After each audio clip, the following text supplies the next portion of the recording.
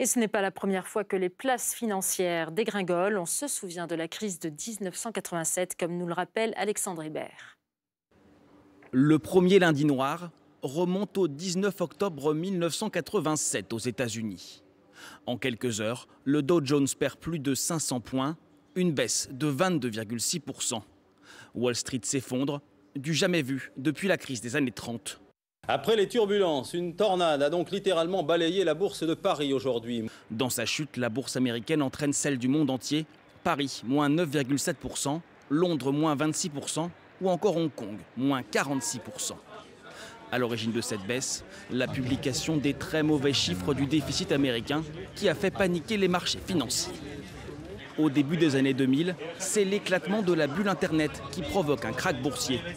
Pendant 3 ans, les bourses du monde entier vont baisser continuellement.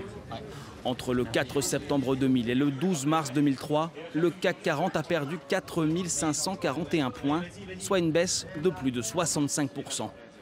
À l'époque, certaines entreprises françaises comme Vivendi ou France Télécom sont sauvées de justesse.